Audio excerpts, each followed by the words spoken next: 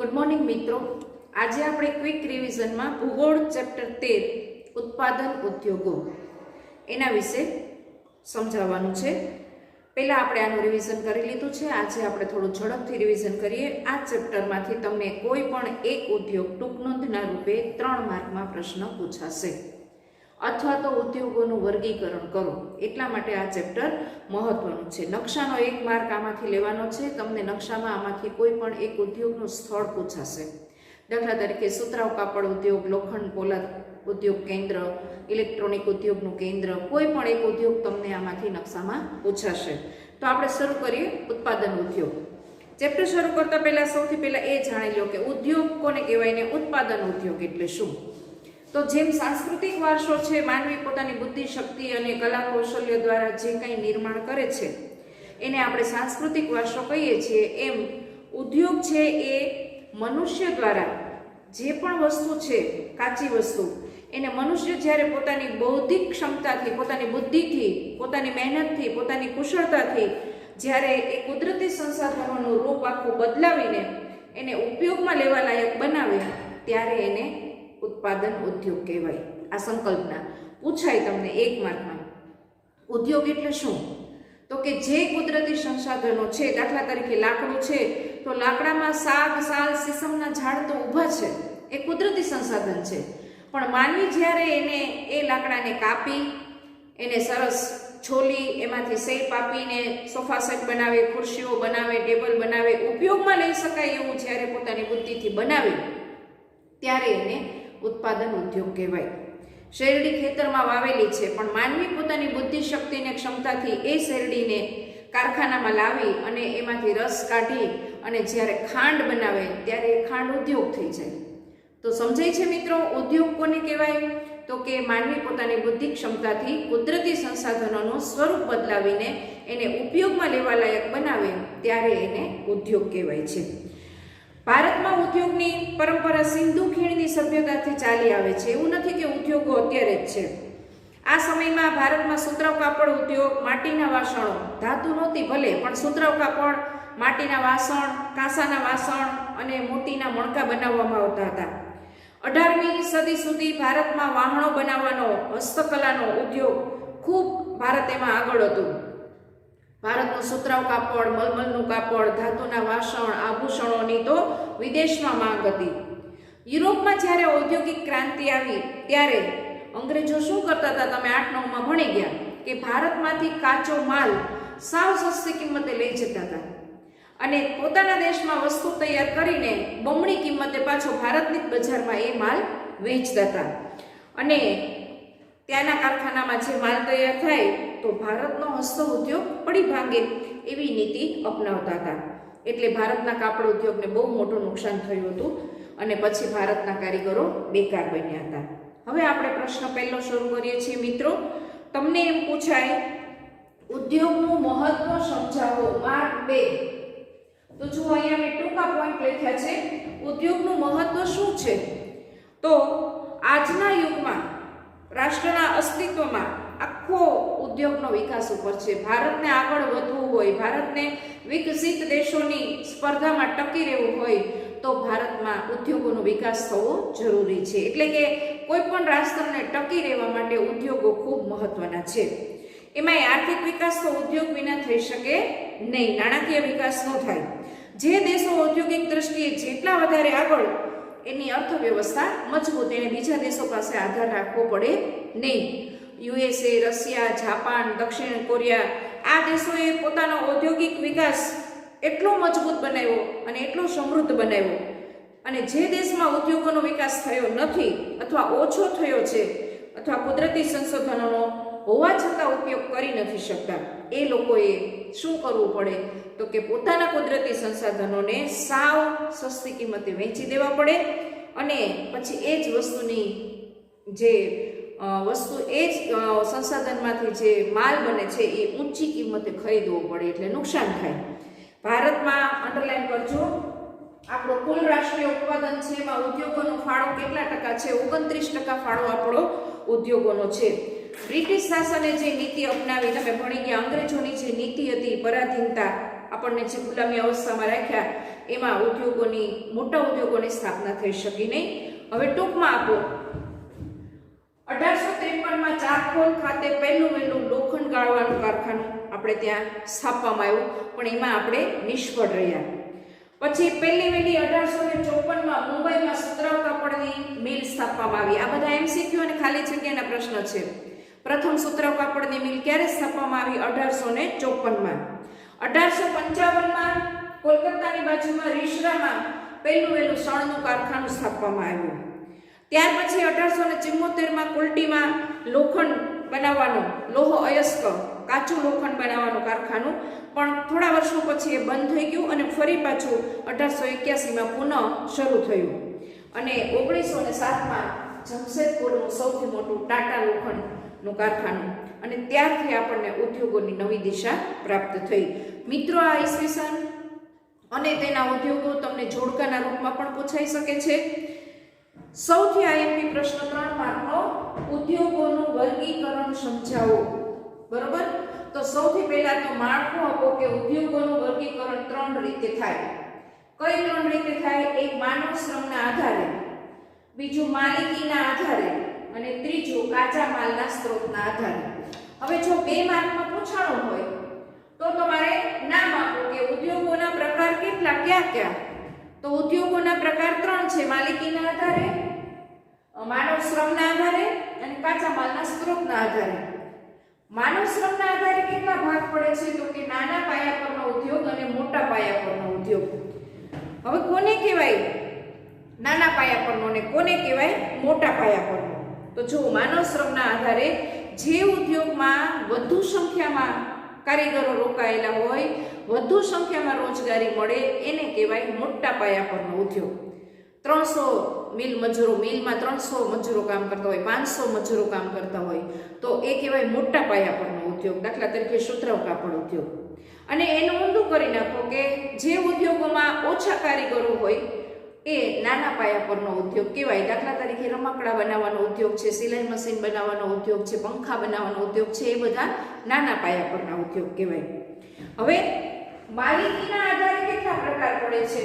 તો માલિકીના આધારે 4 પ્રકાર પડે છે: સરકારી, ખાનગી, સંયુક્ત અને સહકારી. જે ઉદ્યોગમાં સરકારનું સંચાલન હોય અને સરકાર દ્વારા ચાલતો હોય એને સરકારી કહેવાય. દાખલા તરીકે આપણો સરકાર દ્વારા જે કોઈ ઉદ્યોગ ચાલતો હોય એનું તમે કોઈ પણ ઉદ્યોગનું નામ આપી શકો. જે ઉદ્યોગો વિશેષ માલિકીના નીચે ચાલતા હોય એને સરકારી ઉદ્યોગ કહેવામાં આવે છે. જેમાં ખાનગી એટલે કોઈ વ્યક્તિની માલિકી હોય, રિલાયન્સ ઉદ્યોગ તો ધીરુભાઈ અંબાણીની માલિકી છે, એ ખાનગી કહેવાય.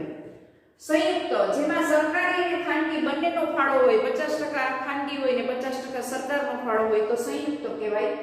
અને સહકારી એટલે કે 10 કે 12 જણાનું ટ્રસ્ટ બનાવીને મંડળી દ્વારા જે ઉદ્યોગ ચાલતો હોય, સહકારથી, લોકોના સહકારથી ચાલતો હોય, એને સહકારી ઉદ્યોગ કહેવામાં આવે છે. દાખલા તરીકે ખાંડની કેટલીક મિલો સહકારી મંડળીઓથી ચાલતી હોય છે.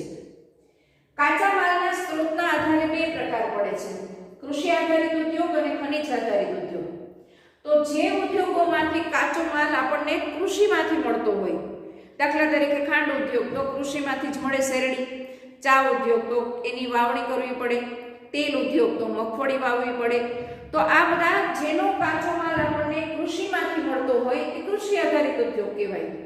અને જેનો કાચો માલ આપણને ખનિજમાંથી મળતો હોય, ભૂમિમાંથી, લોખંડ ઉદ્યોગ, પોલાદ ઉદ્યોગ, બરોબર, સ્ટીલનો ઉદ્યોગ, આ બધાનો ઉદ્યોગ માટે ખનિજ જોઈએ, તો ખનિજ આધારિત ઉદ્યોગ કહેવાય કે જેમાંથી આપણને કાચો માલ ખનિજ દ્વારા મળતો હોય.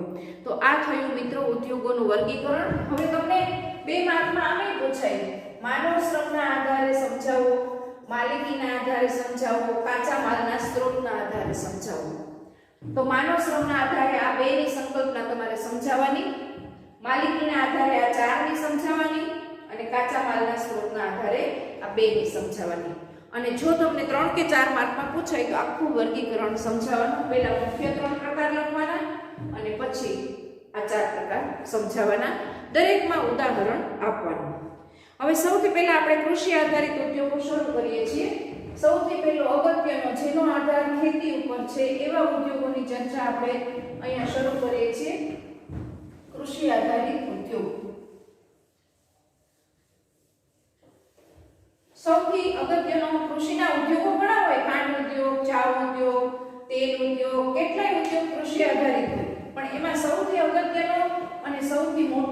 છે સુતરાઉ કાપડ ઉદ્યોગ.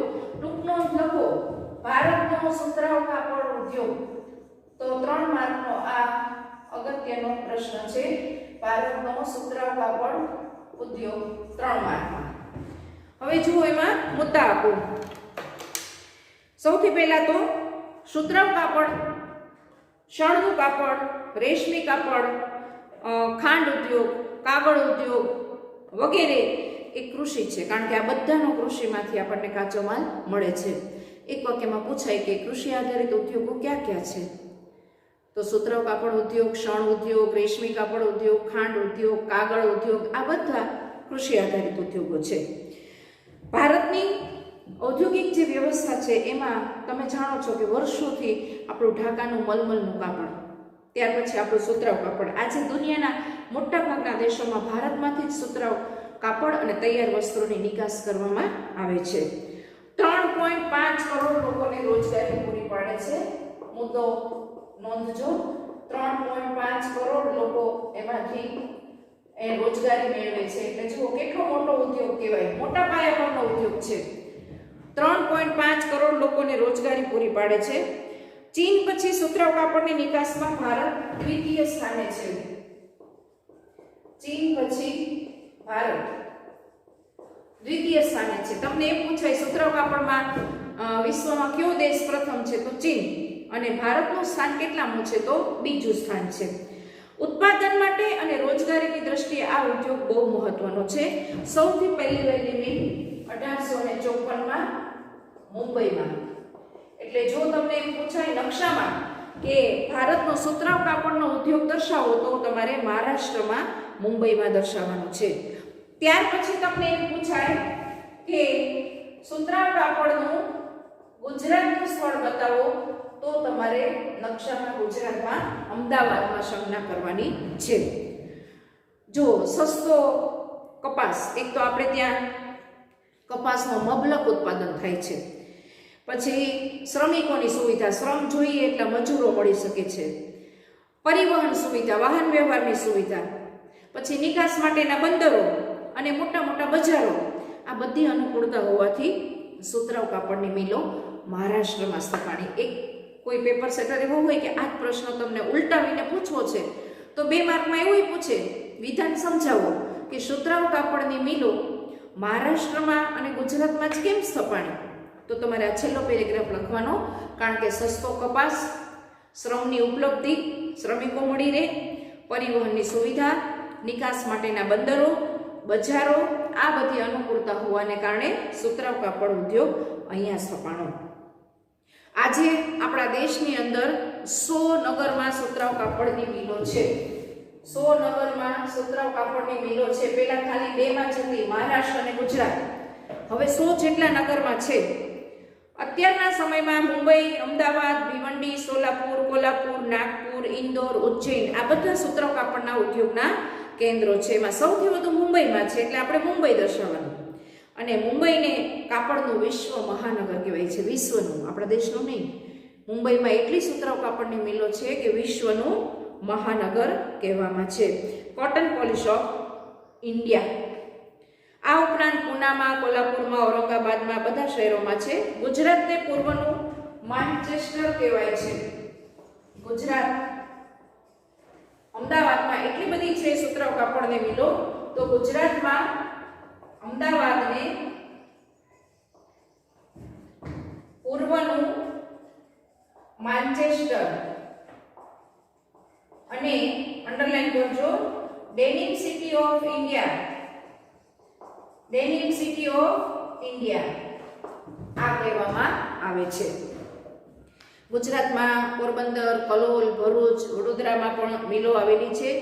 તામિલનાડુમાં આ બધા મિત્રો રાજ્યના નામ છે ને ખાલી જગ્યામાં પૂછાશે. તામિલનાડુમાં કઈ જગ્યાએ છે તો અંડરલાઈન કરો, કોઇમ્બતુરમાં છે. ચેન્નાઈ અને મદુરાઈમાં છે.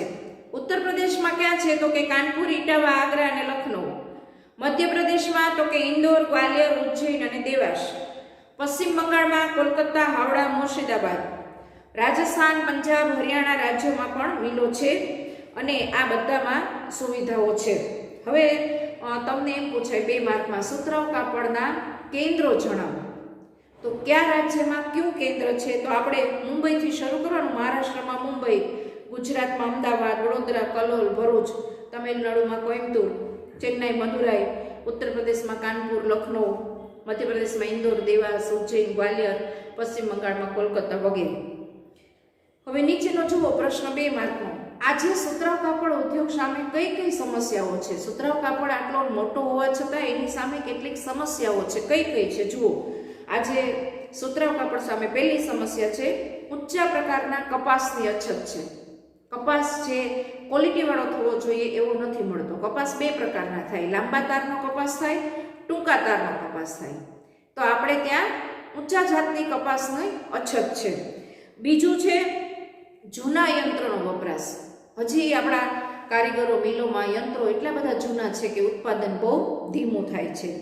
ત્રીજું છે અનિયમિત વિદ્યુત પુરવઠો. વારંવાર લાઇટ ચાલી જાય. હવે 300 મજૂરો કામ કરતા હોય, 500 કામ કરતા હોય, આટલી મશીનરી હોય, એમાં તો 10 મિનિટ લાઇટ જાય તો પણ કરોડો રૂપિયાનું નુકસાન થાય. તો વારંવાર અનિયમિત વીજ પુરવઠો હોય તો કાપડ ઉદ્યોગને બહુ નુકસાન થાય. આ સમસ્યા છે. રેશાના કૃત્રિમ રેશાના કાપડની સ્પર્ધા છે. હવે કોઈને કોટન ગમતું નથી. સુતરાઉ કાપડ કરતા હવે બીજું અન્ય કાપડ જે કૃત્રિમ છે એ બજારમાં આવી ગયું છે, એટલે લોકો એની તરફ વળી ગયા છે, એટલે એની સાથે સ્પર્ધા થાય છે. અને વૈશ્વિક બજારમાં તીવ્ર સ્પર્ધા છે. વિશ્વની બજારમાં આટલી સમસ્યાઓ. માર્ક 2 સુતરાઉ કાપડ ઉદ્યોગ સામે કઈ કઈ સમસ્યા છે. અને 1 માર્કનો ભારત કયા કયા દેશોમાં સુતરાઉ કાપડની નિકાસ કરે છે? તો Bharat Russia, United Kingdom, USA, Sudan, Nepal, Australia, France અને દક્ષિણ આફ્રિકાના દેશોમાં ભારત સુતરાઉ કાપડની નિકાસ કરે છે. બીજો ઉદ્યોગ આપણે લઈએ શણ ઉદ્યોગ. મિત્રો આપણે બીજો લઈએ છીએ શણ ઉદ્યોગ. આ પણ તમને ટૂંક નોંધમાં પૂછાય નહીં, પણ એના જે હું મુદ્દા લખું છું એ જોઈ લેજો. શણ ઉદ્યોગ તો તમે હમણાં આગળ જ આપણે જોયું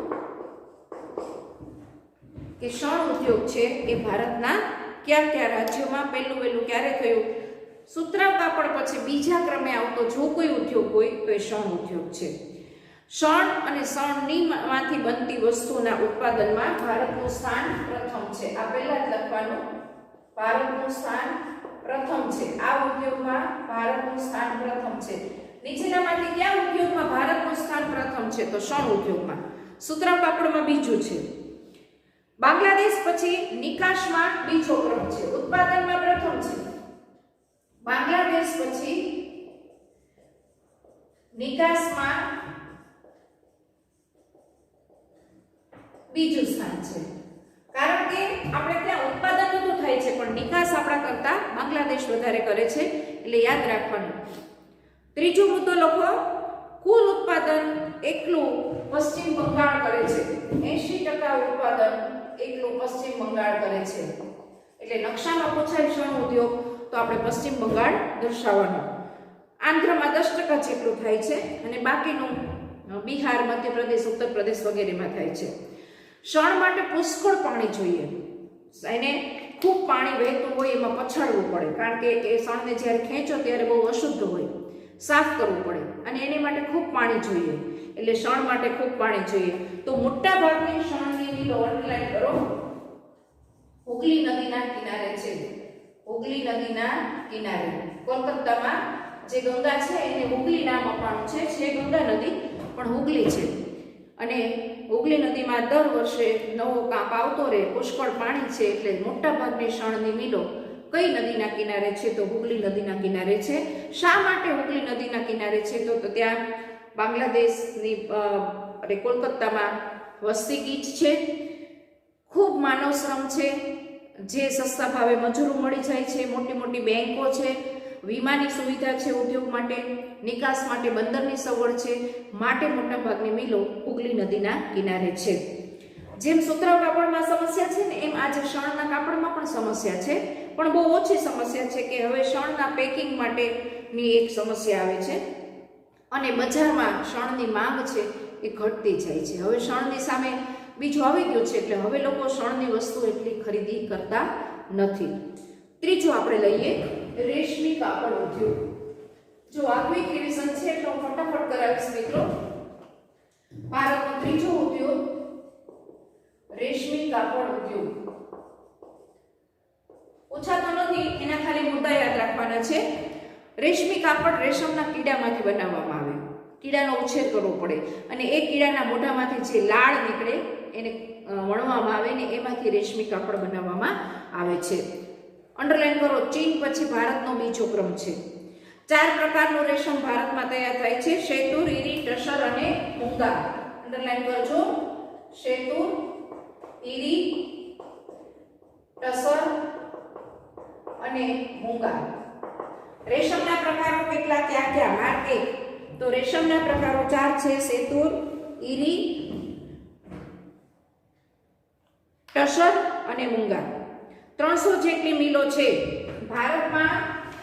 કેટલી મિલો છે? તો 300 જેટલી મિલો રેશમી કાપડની આવેલી છે. પણ નકશામાં પૂછાય તો સૌથી વધુ મિલો ક્યાં છે? જો કર્ણાટક, મધ્યપ્રદેશ, પશ્ચિમ બંગાળ, તમિલનાડુ, પંજાબ, જમ્મુ કાશ્મીર આ મુખ્ય રાજ્યો છે. આપણે રેશમના કાપડની આફ્રિકા અને મધ્ય પૂર્વ દેશોમાં નિકાસ કરીએ છીએ. આંતરરાષ્ટ્રીય બજારમાં ચીનની સાથે સ્પર્ધાનો સામનો થાય છે. આ એક પ્રશ્ન. ભારતને રેશમી કાપડમાં કયા દેશ સાથે સ્પર્ધા થાય છે? તો ચીન સાથે સ્પર્ધા થાય છે. અથવા ભારતને કયા ઉદ્યોગમાં ચીનની સાથે સ્પર્ધાનો સામનો કરવો પડે છે? તો રેશમી કાપડના ઉદ્યોગમાં સામનો કરવો પડે છે. હવે આપણે જોઈએ ઊની કાપડ ઉદ્યોગ. ભારતનો ઊની કાપડ ઉદ્યોગ, ઊનનું કાપડ ઉદ્યોગ અને કૃત્રિમ કાપડ. કૃત્રિમ એટલે બનાવટ, જે કુદરતી નથી, જેમાં કુદરતી રેશા છે જ નહીં. પહેલા ઊની કાપડ. ઊની કાપડ સૌથી પહેલા ભારતમાં કુટીર ઉદ્યોગમાં એટલે કે ઘરે બેસીને બનાવતા હતા. હવે એમાં પણ મશીન આવી ગયા છે. સૌથી વધુ પંજાબ, નકશા માટે પંજાબ બતાવવાનું, સૌથી વધુ પંજાબમાં મિલો આવેલી છે ઊની કાપડની. ત્યાર પછી મહારાષ્ટ્ર અને ઉત્તર પ્રદેશ આવે છે. ગુજરાતમાં અંડરલાઈન કરો, ગુજરાતમાં અમદાવાદ અને જામનગર. આપણી જે દિગ્ઝામની મિલ છે મોટી, એ જામનગરની ઊની કાપડની મિલ છે દિગ્ઝામ. આ ઉપરાંત પંજાબમાં કયા કેન્દ્રોમાં? તો 3 છે: ધારીવાલ, લુધિયાણા અને અમૃતસર. તમને એવું પૂછાય ભારતના નકશામાં ઊની કાપડના ઉદ્યોગનું કેન્દ્ર નામ સાથે દર્શાવો, તો તમારે સંજ્ઞા તો પંજાબમાં જ કરવાની છે, પણ આ 3 માંથી એક નામ લખવાનું: ધારીવાલ, લુધિયાણા અથવા અમૃતસર. આ ઉપરાંત રાજસ્થાન, બિકાનેરમાં પણ છે, કર્ણાટકમાં છે. ઊની કાપડના ગાલીચાનું નિર્માણ પણ ભારતમાં થાય છે. અમેરિકા, કેનેડા, જર્મની અને ફ્રાન્સ, રશિયામાં નિકાસ કરીએ છીએ. કૃત્રિમ કાપડ કોને કહેવાય? કૃત્રિમ કાપડ તો જે કુદરતી રેશામાંથી બનેલું નથી એને કૃત્રિમ કાપડ કહેવામાં આવે છે. એટલે કે માનવી પોતાની બુદ્ધિથી એ રેશા બનાવે છે. કૃત્રિમ કાપડમાં શું છે? એક તો ઘડી સાંકડી થાય એટલે જગ્યા ઓછી રોકે, એને ઇસ્ત્રીની જરૂર નહીં, પછી તરત સુકાઈ જાય, એમાં કરતલી પડતી નથી. કોટનમાં તો આ બધી સમસ્યા આવે એટલે અત્યારે કૃત્રિમ કાપડની માંગ ખૂબ વધારે છે. સૌથી વધુ કૃત્રિમ કાપડ આપણે ત્યાં કેરળમાં. નકશામાં પૂછાય તો તમારે કેરળ રાજ્ય બતાવવાનું. કૃત્રિમ કાપડ કેરળમાં થાય છે. સુરત, વડોદરા, કાનપુર, મુંબઈમાં પણ થાય છે, પણ એમાંથી બહુ તમને પ્રશ્ન પૂછાતા નથી. હવે આપણે જોઈએ ખાંડ ઉદ્યોગ, અગત્યનો ઉદ્યોગ, ભારતનો ખાંડ ઉદ્યોગ. ખાંડ ઉદ્યોગ અને છેલ્લે આપણે લેશું કાપડ ઉદ્યોગ. એટલે કૃષિ આધારિત ઉદ્યોગો પૂરા થઈ જશે. ખાંડ ઉદ્યોગ અને કાપડ ઉદ્યોગ. તો જુઓ, ખાંડ ઉદ્યોગમાં શેરડીમાંથી ખાંડ બને, કાચો માલ શેરડી જોઈએ. ભારતમાં બહુ પ્રાચીન છે. ખેતી આધારિત ઉદ્યોગમાં કાપડ પછી બીજો નંબર તમે ખાંડ ઉદ્યોગને પણ આપી શકો. શેરડીમાં જે રસ હોય છે એ જો શેરડી કાપી લીધા પછી તરત જ એને પહોંચાડવામાં ન આવે તો ધીમે ધીમે શેરડી સંકોચાઈ જાય છે અને એનો રસ છે એ સુકાઈ જાય છે, એટલે ખાંડનું ઉત્પાદન ઓછું થાય છે. તેથી શેરડી જેવી ખેતરમાંથી કાપી લેવામાં આવે પછી 24 જ કલાકમાં એનું પિલાણ થઈ જવું જોઈએ, એટલે કે એમાંથી રસ નીકળી જવો જોઈએ. ખાંડ અને ખાંડસરીના કારખાનામાં જ્યાં શેરડી ઉગતી હોય એની બાજુમાં જ સ્થાપવામાં આવે છે, એટલે વાર ન લાગે. સૌથી વધુ મહારાષ્ટ્રમાં પછી છે ઉત્તર પ્રદેશ, તમિલનાડુ, કર્ણાટક, આંધ્રપ્રદેશ. ગુજરાતમાં બારડોલી, ગણદેવી, સુરત, નવસારી, વ્યારા, ભરૂચ, કોડીનાર, આપણું તાલાળા ગીર, બધી જગ્યાએ ખાંડની મિલો આવેલી છે. હવે જુઓ કાગળ ઉદ્યોગ. કાગળ ઉદ્યોગ માટે પોચું દેવદારનું લાકડું જોઈએ અને પોચા લાકડામાંથી પછી ઘાસ હોય, શેરડીના રસમાંથી રસ કાઢી લીધા પછીના જે કૂચા હોય એ બધામાંથી કાગળ બનાવવામાં આવે છે. સૌથી વધુ અંડરલાઈન કરો નકશા માટે આંધ્રપ્રદેશમાં કાગળ ઉદ્યોગ છે. બાકી તો ઘણા બધા રાજ્યો દ્વારા મટીરિયલમાં આપેલા છે. હવે મિત્રો આપણે અહીંયા કૃષિ આધારિત ઉદ્યોગો પૂરા થઈ ગયા.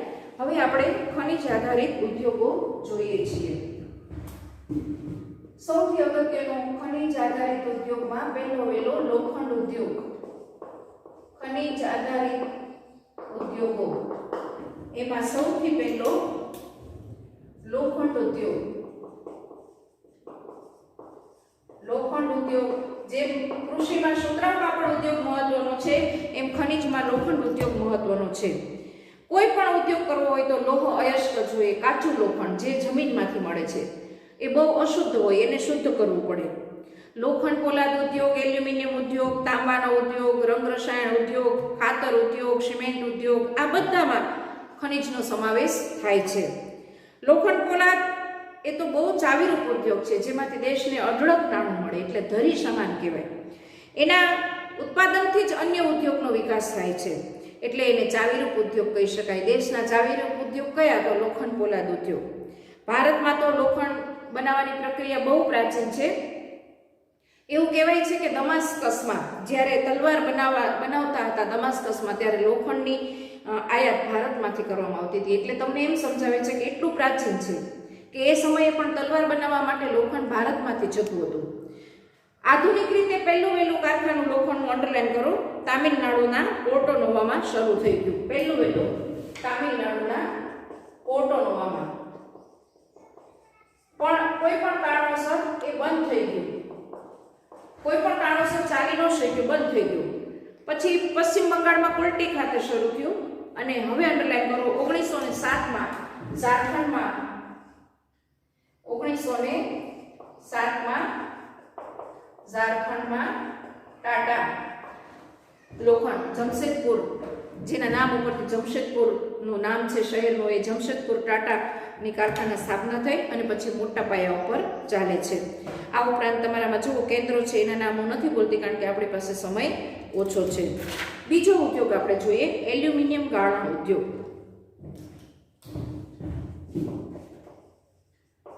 એલ્યુમિનિયમ ગાળણ ઉદ્યોગ. એલ્યુમિનિયમ ગાળણ ઉદ્યોગની અંદર અગત્યના મુદ્દામાં હું અંડરલાઈન કરાવું છું. જુઓ લોખંડ પોલાદ પછી બીજા ક્રમે ખનિજ આધારિત ઉદ્યોગ હોય તો એલ્યુમિનિયમ ગાળવાનો છે. શું કામ? એલ્યુમિનિયમ વજન છે, ધાતુ હલકી છે અને પાછી ટકાઉ છે. પછી એને કાટ લાગતો નથી, એને ટીપી શકાય, એને વાળી શકાય. આ એલ્યુમિનિયમના ગુણો છે. 2 માર્કમાં પ્રશ્ન પૂછાય એલ્યુમિનિયમના વિશિષ્ટ ગુણો ક્યાં ક્યાં છે? તો વજનમાં હલકી છે, મજબૂત છે, ટીપાઉ છે, કાટરોધક છે. આ બધા વિશિષ્ટ ગુણ ધરાવે છે. બોક્સાઇટ માટે કાચી ધાતુ છે. બોક્સાઇટની કાચી ધાતુ છે. તમને અગત્યનો આ પ્રશ્ન છે એમ પૂછાશે કે એલ્યુમિનિયમમાંથી કઈ ધાતુ મેળવી શકાય છે? તો બોક્સાઇટ જોતું હોય તો એલ્યુમિનિયમ જ જોઈએ. એલ્યુમિનિયમમાંથી જ બોક્સાઇટ મેળવવામાં આવે છે અને એલ્યુમિનિયમની સાથે બીજી ધાતુઓને મિશ્ર કરીને આપણે એમાંથી મોટા મોટા રેલવે, પ્લેન, જહાજ, હવાઈ જહાજ, યાંત્રિક સાધન બનાવીએ છીએ. એલ્યુમિનિયમના ઉત્પાદનમાં 40 થી 50% ખર્ચ તો એટલો વીજળીમાં જાય છે. એટલી બધી વીજળી એમાં વપરાય છે. એટલા માટે જ્યાં બોક્સાઇટનો ઉદ્યોગ ક્યાં સ્થાપવો જોઈએ તો કે ઓછામાં ઓછી વીજળી બળે. તો ઓછામાં ઓછી વીજળી જળ વિદ્યુતમાં બળે. તો જ્યાંથી જળ વિદ્યુત મળતું હોય ત્યાં એલ્યુમિનિયમ ઉદ્યોગ સ્થાપવો જોઈએ. હવે જોઈએ તાંબા ગાળણ ઉદ્યોગ. તાંબાને સૌથી પહેલા માનવીને તાંબુ મળ્યું હતું. તાંબા ગાળણ ઉદ્યોગ સૌથી પહેલા માનવીને તાંબુ ઉપયોગમાં આવ્યું હતું. તો એ તમને પૂછાતું નથી પણ જ્યાં એમસીક્યુ છે ત્યાં અંડરલાઈન કરો. તાંબુ છે એ પણ એલ્યુમિનિયમની જેમ ટીપાઉ છે, એકલું નથી વાપરી શકાતું, એને મિશ્ર કરવું પડે છે. વિદ્યુતનું સુવાહક છે. Refrigerator, air conditioner, automobile, radiator, ઘર વપરાશના વાસણો, આ આ બધામાં તાંબુ ઉપયોગી છે. હજુ આપણા ઘરમાં તાંબાના વાસણો આજે પણ હોય છે. ભારતમાં તાંબા ગાળણ ઉદ્યોગનો એકમ અંડરલાઈન કરો. ભારતીય તાંબા નિગમ ICC ઝારખંડમાં ઘાટશિલા ખાતે સ્થપાયો. નકશામાં ઝારખંડ બતાવવાનું. ઝારખંડની અંદર ઘાટશિલામાં પહેલો વહેલો તાંબા ગાળવાનો એકમ સ્થાપવામાં આવ્યો. ત્યાર પછી અંડરલાઈન કરો 1972માં ભારતીય તાંબા નિગમને હિન્દુસ્તાન કોપર લિમિટેડ HCI એને સોંપી દેવામાં આવ્યું. હસ્તાંતરણ એટલે એને સોંપી દીધું. અને આજે આપણો તાંબાનો ઉદ્યોગ કયા નામે ઓળખાય છે તો અંડરલાઈન કરો હિન્દુસ્તાન કોપર લિમિટેડ HCL એને નામે ઓળખાય છે. ખાનગી ક્ષેત્રમાં પણ તાંબાનું ઉત્પાદન થાય છે. હવે આપણે જોઈએ રસાયણ ઉદ્યોગ. દેશનો રસાયણ ઉદ્યોગ આ બધા ખનિજ આધારિત ઉદ્યોગો છે મિત્રો. રંગ રસાયણ નહીં, ખાલી રસાયણ ઉદ્યોગ. રસાયણ ઉદ્યોગમાં ભારતનું સ્થાન બહુ મહત્વનું છે. કાર્બનિક અને અકાર્બનિક બે પ્રકારના રસાયણો હોય. તમે સાયન્સ ભણો છો એટલે તમને ખબર હશે કે કાર્બનિક અને અકાર્બનિક બે પ્રકારના રસાયણો હોય છે. હવે જુઓ કાર્બનિક ક્યાં છે તો કે કાર્બનિકમાં પેટ્રો રસાયણ મુખ્ય છે. પેટ્રો રસાયણનો ઉપયોગ ક્યાં થાય તો કે કૃત્રિમ રેશા બનાવવામાં, કૃત્રિમ રબર બનાવવામાં, પ્લાસ્ટિકની વસ્તુઓમાં, રંગમાં, રસાયણમાં, દવામાં. કાર્બનિક રસાયણોમાં ખનિજ તેલની રિફાઇનરીઓ, પેટ્રોકેમિકલ્સની નજીક જોવા મળે છે. અકાર્બનિક રસાયણો ક્યાં છે તો અકાર્બનિકમાં ગંધકનો તેજાબ, નાઇટ્રિક એસિડ, ક્ષારીય સામગ્રી, સોડા એસ, કોસ્ટિક સોડા અને ક્લોરીન આ બધા અકાર્બનિક છે. વિકાસશીલ દેશોમાં જેટલા વિકાસશીલ દેશો છે એમાં ભારતનું સ્થાન આ ઉદ્યોગમાં બહુ મહત્વનું છે. જંતુનાશક દવાના ઉત્પાદનમાં ગુજરાતનું સ્થાન સર્વોપરી છે. રસાયણ ઉદ્યોગમાં ગુજરાતનું સ્થાન સર્વોપરી છે. જુઓ અમદાવાદ, વડોદરા, અંકલેશ્વર અને ભરૂચમાં રસાયણ ઉદ્યોગના કેન્દ્રો છે. પૂછાય એવું 2 માર્કમાં તમને રાસાયણિક ખાતર ઉદ્યોગ. 2 માર્કમાં આ પ્રશ્ન તમને મિત્રો પૂછી શકાય. રાસાયણિક ખાતર ઉદ્યોગ. રાસાયણિક ખાતર ઉદ્યોગ જણાવો. તો જુઓ પહેલું રાસાયણિક ખાતરનું કારખાનું 1906માં તામિલનાડુમાં રાણીપેટમાં છપાયું. 1906માં તામિલનાડુમાં રાણીપેટમાં પહેલું કારખાનું રાસાયણિક ખાતરનું સ્થપાયું. આ ઉદ્યોગનો વિકાસ Fertilizer Corporation of India FCI દ્વારા બિહારના સિંદરી ખાતેથી થયો. અત્યારે તમારે સિંદરી બતાવવાનું છે પણ સિંદરી અત્યારે ઝારખંડમાં છે એટલે હું નકશા કરાવીશ ત્યારે થશે. આ ઉપરાંત ગુજરાત, તામિલનાડુ, ઉત્તર પ્રદેશ, પંજાબમાં પણ છે. ગુજરાતમાં કલોલ, કંડલા, હજીરા, ભરૂચ, વડોદરા જગ્યાએ છે. પ્લાસ્ટિક ઉદ્યોગ. મિત્રો આપણે પ્લાસ્ટિક ઉદ્યોગ જોઈએ. ભારતનો પ્લાસ્ટિક ઉદ્યોગ.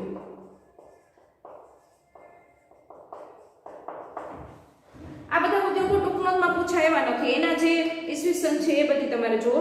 પ્લાસ્ટિક ઉદ્યોગને સનરાઈઝ ઇન્ડસ્ટ્રીઝ કહેવામાં આવે છે. એને કહેવાય છે સનરાઈઝ ઇન્ડસ્ટ્રી. પ્લાસ્ટિક ઉદ્યોગને કયા નામે ઓળખવામાં આવે છે તો સનરાઈઝ ઇન્ડસ્ટ્રી કહેવામાં આવે છે. દર વર્ષે દેશમાં ઉત્તરોત્તર વધુને વધુ પ્લાસ્ટિકની કાચા માલની માંગમાં વધારો થાય છે. અને હવે તો તમે જુઓ છો કે મોટા ભાગે લોકો પ્લાસ્ટિકનો જ ઉપયોગ કરે છે. ડબ્બા હોય કે પેકિંગ હોય બધું હવે પ્લાસ્ટિકમાં આવવા માંડ્યું છે. એટલે પ્લાસ્ટિકની માંગ ખૂબ વધતી જાય છે. સારામાં સારું પ્લાસ્ટિક હોય તો વોટરપ્રૂફિંગ હોય. ગમે એટલું લિક્વિડ હોય, ડબ્બો તમે ઊંધો કરો પડી જાય તો એમાંથી એક પણ ટીપું બહાર પડે નહીં. એટલે વોટરપ્રૂફિંગ. વરસાદ આવે તો પણ એની વસ્તુ અંદરની બગડે નહીં. વોટરપ્રૂફિંગ હોય. એને બીબામાં ઢાળી શકાય. પ્લાસ્ટિકને ગરમ કરો એટલે રસ બની જાય. પછી તમે જે બીબામાં ઢાળો એવો એનો આકાર બની જાય છે.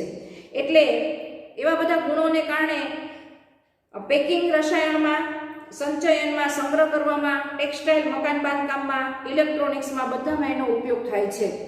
દિલ્હી, મુંબઈ, કોલકાતા, બેંગાલુરુ, વડોદરા, વાપી, કાનપુર, કોઈમ્બતુર આ બધા મહત્વના કેન્દ્રો છે.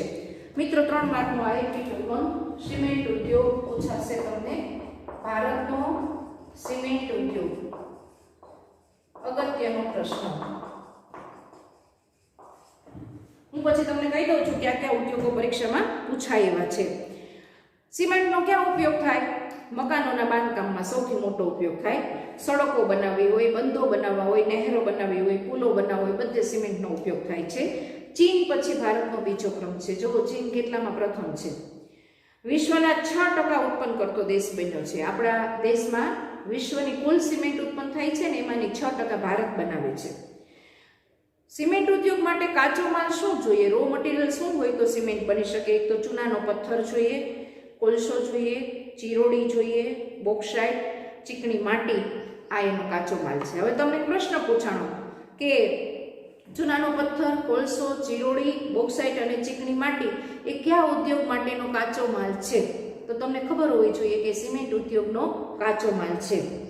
કાચો માલ એ સિમેન્ટ ઉદ્યોગનો કાચો માલ એ બધો વજનમાં ભારે છે અને તૈયાર થયેલો માલ પણ વજનમાં ભારે છે. એટલે જ્યાં કાચો માલ મળી રહેતો હોય ને એની બાજુમાં જ સિમેન્ટ ઉદ્યોગ સ્થાપવામાં આવે છે. ગુજરાતમાં પણ સિમેન્ટ ઉદ્યોગનો સારો એવો વિકાસ થયો છે. હવે આપણે જોઈએ પરિવહન ઉપકરણ ઉદ્યોગ. પરિવહન એટલે વાહન વ્યવહાર. ખનિજ આધારિત ઉદ્યોગો અહીંયા પૂરા થાય છે. પરિવહન ઉપકરણ ઉદ્યોગ. પરિવહન ઉપકરણ ઉદ્યોગ. સૌથી પહેલું અગત્યનું છે રેલવે. પરિવહનમાં ભારતનો જીવાદોરી સમાન જો ઉદ્યોગ હોય તો રેલવે છે. કરોડોની રોજની કમાણી કરી આપતો ઉદ્યોગ. એટલે જો કેન્દ્ર એની પાસે રાખ્યું છે, રેલવે ગુજરાત પાસે નથી. રેલવેના કર્મચારીઓની બદલી કરવી, ક્યારે કરવી, કોની કરવી, ક્યાં કરવી, કેટલો પગાર, એ બધું કેન્દ્રમાંથી નક્કી થાય છે. ગુજરાત પાસે એની સત્તા છે નહીં. કારણ કે સૌથી આપણે કહીએ ને કમાઓ દીકરો એવો રેલવે છે, રેલવે ઉદ્યોગ છે. તો આપણે પરિવહન ઉદ્યોગ જોઈએ. મુસાફરી માટેના કોઈ પણ વાહન બનતા હોય ને એને પરિવહન ઉદ્યોગ કહેવાય. પહેલાના સમયમાં આપણે જોઈએ તો જોયું કે પશુ દ્વારા આપણે ભાર ખેંચતા હતા. એ પહેલા માનવી પગપાળા જતો હતો, પછી ઊંટ ઉપર ને ઘોડા ઉપર ને જતો હતો. અને આજે તો તમે જુઓ કે આધુનિક રસ્તાઓ છે, આધુનિક વાહનો છે, 2 પૈડાવાળા, 4 પૈડાવાળા. તો આ બધા વાહન જે બનાવતા હોય એને પરિવહન ઉદ્યોગ કહેવાય. પહેલા આપણે લઈએ છીએ રેલવે. ભારતમાં મુસાફરી માટે રેલવેની સેવા ખૂબ પ્રશંસનીય છે. કેટલી સગવડવાળી. સૂઈ શકો, બેસી શકો, આંટા મારી શકો, અંદર પંખા હોય, એસી હોય, લાઇટ હોય. હવે તો આધુનિક રેલવેની અંદર તમને રાત્રે બ્લેન્કેટ, પીલો કવર બધું આપવામાં આવે છે. જમવાનું પણ આપવામાં આવે છે, નાસ્તો પણ આપવામાં આવે છે, લેટ્રિન, શૌચાલયની સુવિધા હોય છે. એટલે સૌથી વધુ પરિવહનમાં પ્રશંસનીય રેલવેની સેવા છે. હવે રેલવે માટે શું જોઈએ? તો એક તો એન્જિન જોઈએ અને બીજું મુસાફરીના ડબ્બા જોઈએ. તો રેલવેનું એન્જિન, મુસાફરીના ડબ્બા અને ત્રીજું માલગાડીના ડબ્બા જેમાં માલ લઈ જવામાં આવે છે. આ બધું ભારતમાં બને છે. ભારતે કોઈ દિવસ ક્યાંયથી આયાત કરવી પડતી નથી. સરકારી ધોરણે થાય છે અને ખાનગી ધોરણે થાય છે. એન્જિનના 3 પ્રકાર હોય. જુઓ, એન્જિનના 3 પ્રકાર હોય. ક્યાં ક્યાં હોય? તો કે સૌથી પહેલા હતું વરાળ એન્જિન, પછી આવ્યા ડીઝલ એન્જિન અને હવે આવ્યા ઇલેક્ટ્રિક એન્જિન, એટલે કે વીજળીથી ચાલતા એન્જિન. 3 પ્રકારના એન્જિનો હોય છે. બરોબર? વિદ્યુત એન્જિન. વર્તમાન સમયમાં હવે વરાળથી ચાલતા એન્જિનો બંધ થઈ ગયા છે. મોટા ભાગે ડીઝલથી ચાલતા એન્જિનો ચાલી રહ્યા છે. ડીઝલ અને વિદ્યુત એન્જિનોનું ઉત્પાદન પશ્ચિમ બંગાળમાં મિહિજામ, અંડરલાઈન કરજો, પશ્ચિમ બંગાળમાં ચિત્તરંજન, મિહિજામ. તમને પૂછાશે નકશામાં એન્જિનો ક્યાં બને છે? તો એન્જિન ચિત્તરંજનમાં બને છે, પશ્ચિમ બંગાળમાં મિહિજામમાં, વારાણસીમાં ડીઝલ લોકોમોટિવ વર્ક્સમાં. મુસાફરો માટેના ડબ્બા પેરામ્બુરમાં બને છે. આપણે જે મુસાફરી કરીએ છીએ એ ડબ્બા, મુસાફરીના ડબ્બા પેરામ્બુર, તામિલનાડુ પેરામ્બુરમાં બને છે. એટલે ત્યાં નિશાની કરવાની. આ ઉપરાંત રેલવેના જે પાટા હોય, રેલવેના એન્જિન, એના જે બધા પાર્ટ્સ આવે, જુદા જુદા વ્હીલ ને બધું, એના પણ કારખાના ભારતમાં છે. આપણે બીજા દેશમાં નિકાસ પણ કરીએ છીએ. હવે આપણે જોઈએ સડક વાહનો. રેલવે જુઓ, રેલવે માળખું તમારે યાદ રાખવાનું. ક્યાં બને છે એન્જિન, ક્યાં બને છે મુસાફરીના ડબ્બા. હવે જોઈએ સડક વાહનો. તો સડક કરીને સાયકલ, સ્કૂટર, મોટર, ટ્રક, મોટા મોટા ટ્રક કે જેના 32 વ્હીલ હોય, ઘણા બધા ઉપકરણો, ઘોડાગાડી પણ જતી હોય, આ બધા સડક વાહનો છે, બસ છે, રિક્ષા છે. તો સ્વતંત્રતા પહેલા આપણે ત્યાં સડક વાહનો નહોતા બનતા. સ્વતંત્રતા પહેલા આપણે વિદેશથી આયાત કરીને જુદા જુદા ગાડીઓના ભાગ વિદેશથી મંગાવતા હતા અને પછી જોડીને વાહન બનાવતા હતા. અને હવે આજે ટ્રક, બસ, કાર, મોટરસાયકલ, સ્કૂટર અને સાયકલ બનાવવાના બધા જ કારખાના ભારતમાં છે. કારે ભારતમાં બને છે, સ્કૂટરોય બને છે, મોટરસાયકલોય બને છે. સડક વાહનના જે ઉત્પાદનો છે ને એ મોટા ભાગે ખાનગીમાં થાય છે, સરકારી ધોરણે ઓછા થાય છે. ભારતનું સ્થાન 5મું છે, યાદ રાખજો. આમાં એકમાં જ ભારતનું સ્થાન 5મું છે. સડક વાહનમાં ભારતનું સ્થાન કેટલામું છે? તો 5મું સ્થાન છે ભારતનું. સડક વાહનમાં ભારતનું 5મું સ્થાન છે.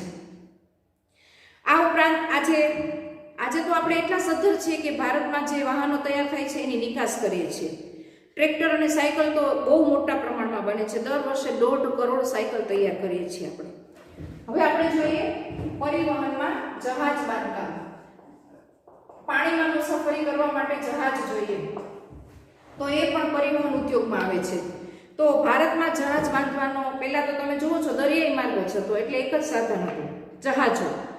તો આધુનિક ઢબે ભારતમાં 5 કેન્દ્રો છે. વિશાખાપટ્ટનમ, કોલકાતા. ભારતમાં 5 કેન્દ્રો છે. વિશાખાપટ્ટનમ, કોલકાતા, કોચી, માર્મગોવા અને 5મું કેન્દ્ર છે આપણે ત્યાં મુંબઈ. 2 માર્કનો પ્રશ્ન. ભારતના જહાજ બાંધકામના ક્ષેત્રો કયા કયા છે? અને નકશામાં પૂછાય તો આમાંથી કોઈ પણ તમે લખી શકો. સરકારી ધોરણે થાય છે અને ખાનગીમાં પણ થાય છે. હવે આપણે જોઈએ હવાઈ જહાજ બાંધકામ. પ્લેનોનું બાંધકામ, હવાઈ જહાજ બાંધકામ.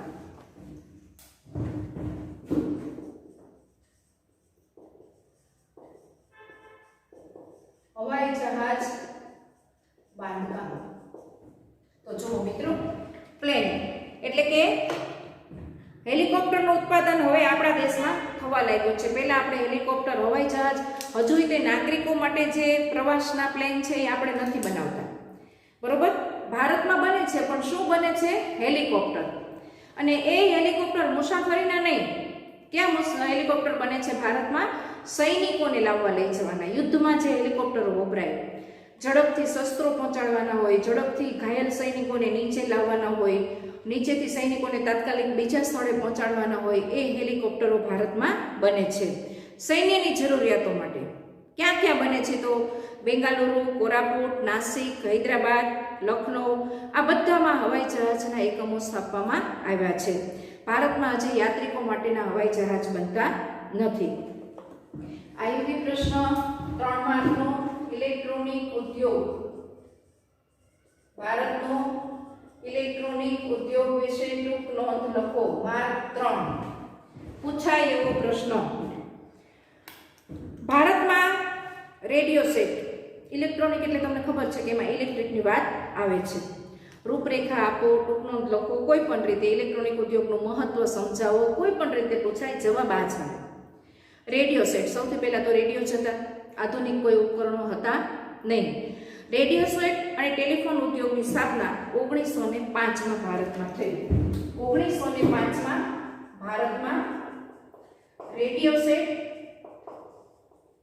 અને ટેલિફોન ઉદ્યોગની સ્થાપના થઈ.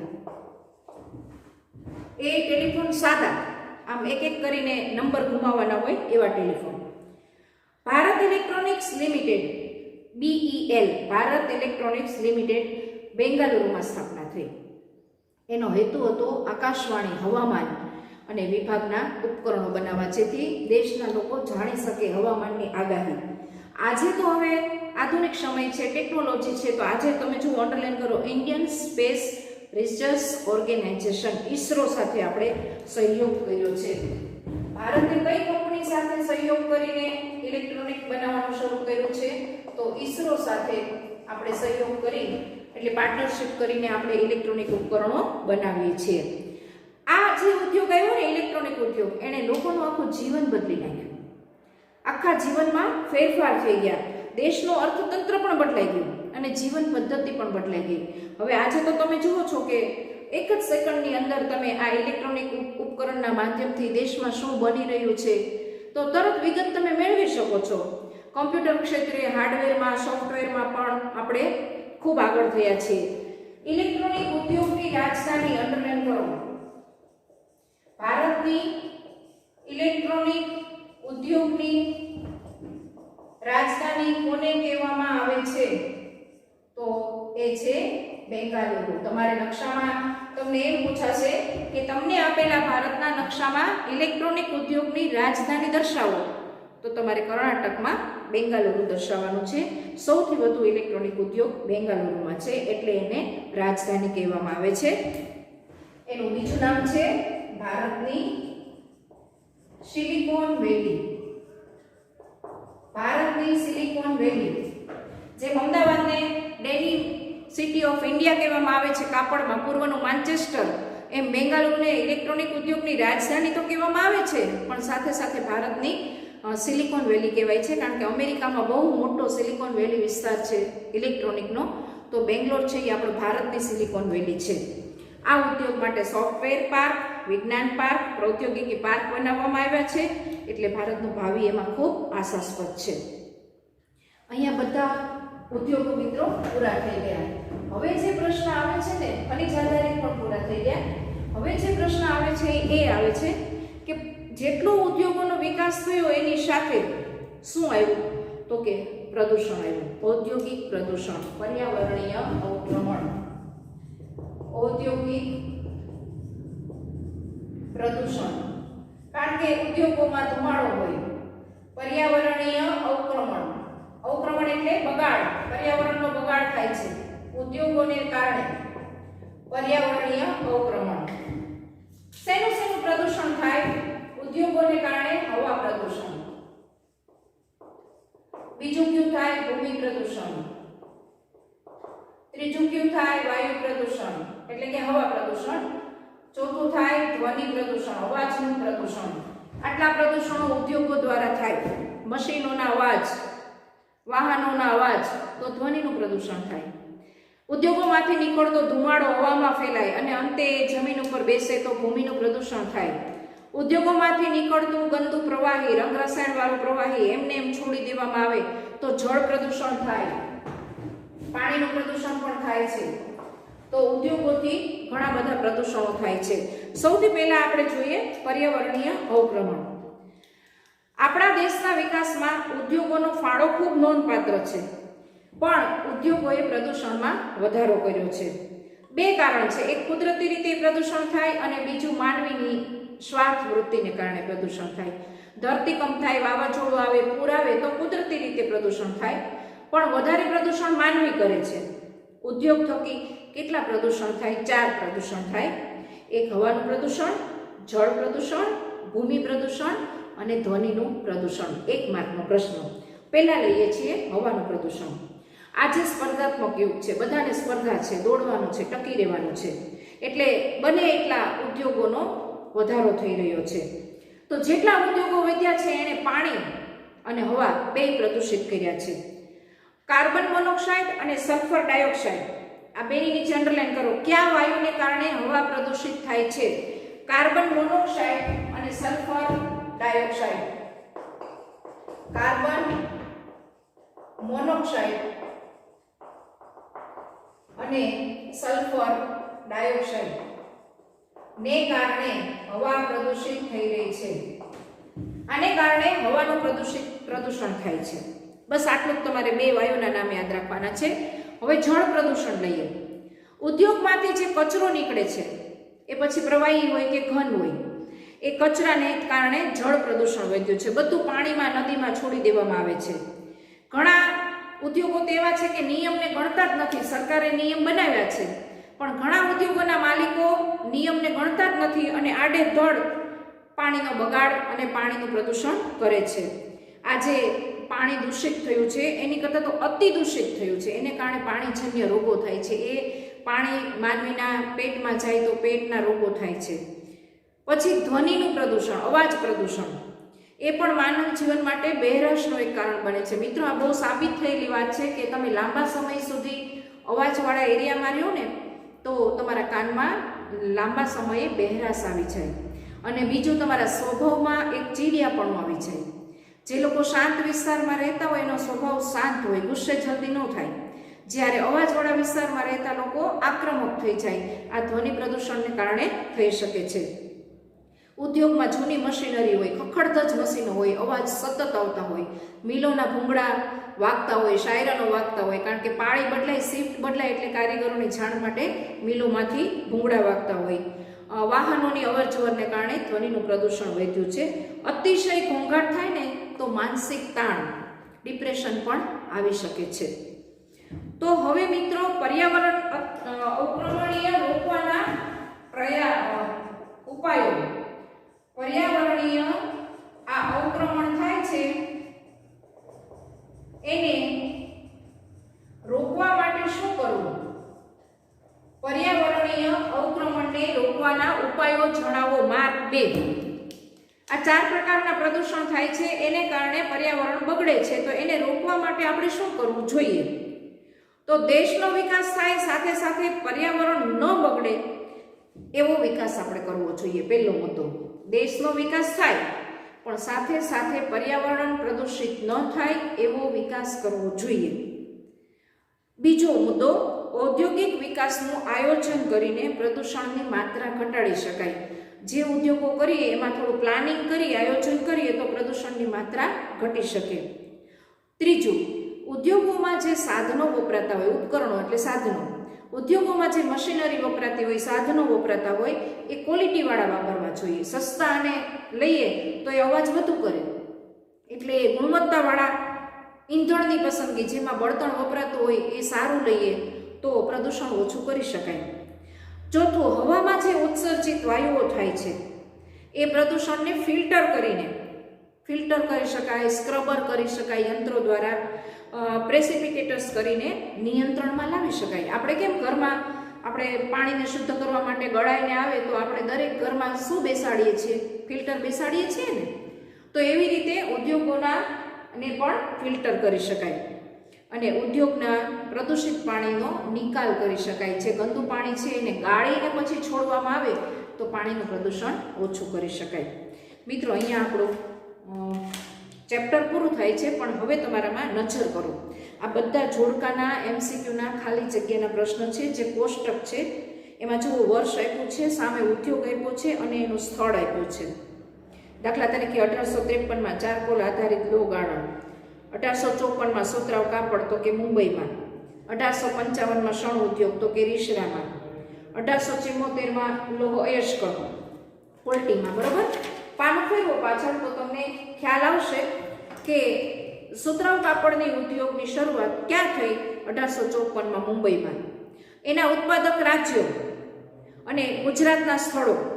પછી શણ ઉદ્યોગની શરૂઆત થઈ, એના રાજ્યો, રેશમી કાપડના રાજ્યો, ઊની કાપડના રાજ્યો, કૃત્રિમ કાપડના રાજ્યો, ખાંડ ઉદ્યોગના રાજ્યો, ગુજરાતના અને ભારતના બંને આપ્યા છે. જુઓ સ્થળો, કાગળ ઉદ્યોગના, લોખંડ ઉદ્યોગના, એલ્યુમિનિયમના, રસાયણ ઉદ્યોગ, રાસાયણિક ખાતર ઉદ્યોગ, પ્લાસ્ટિક ઉદ્યોગ, પરિવહન ઉપકરણ ઉદ્યોગ અને ઇલેક્ટ્રોનિક ઉદ્યોગ. આટલું મિત્રો આ કોષ્ટક કરી નાખશો ને તોય તમારા જે ઓબ્જેક્ટિવ પ્રશ્નો છે એ જવાબ ક્યારેય ખોટા પડશે નહીં. તો હું આશા રાખું છું કે આ ચેપ્ટર તમને બરોબર સમજાઈ ગયું હશે. આમાંથી તમને કોઈ પણ એક ઉદ્યોગ ટૂંક નોંધના રૂપમાં પૂછાશે, MCQમાં પૂછાય, જોડકા પૂછાય. હવે અગત્યના ટીક નોંધ કરો કે કયા પૂછાય એવા છે ટૂંક નોંધના રૂપમાં. બધા ઉદ્યોગ નથી કરવાના. તો સૌથી મિત્રો કૃષિ આધારિત ઉદ્યોગ છે એમાં સુતરાવ કાપડ ઉદ્યોગ, શણ ઉદ્યોગ અને ઊની કાપડ ઉદ્યોગ, આ 3 IMP. ખનિજ આધારિત ઉદ્યોગ છે એમાં લોખંડ પોલાદ ઉદ્યોગ, પછી રાસાયણિક ઉદ્યોગ અને રાસાયણિક ખાતર ઉદ્યોગ, પછી સિમેન્ટ ઉદ્યોગ અને ઇલેક્ટ્રોનિક ઉદ્યોગ. બાકી કોઈ ઉદ્યોગ નહીં પૂછાય, એમાંથી તમને ઈસવીસન વગેરે પૂછાશે. તો અહીંયા આપણે ચેપ્ટર ક્વિક રિવિઝનમાં પૂરું કર્યું છે. ન સમજાય તો મને ફોન કરીને પૂછી લેજો. ફરીથી નવા ચેપ્ટરમાં આપણે ફરીવાર મળશું. ત્યાં સુધી ધન્યવાદ. અસ્તુ મિત્રો.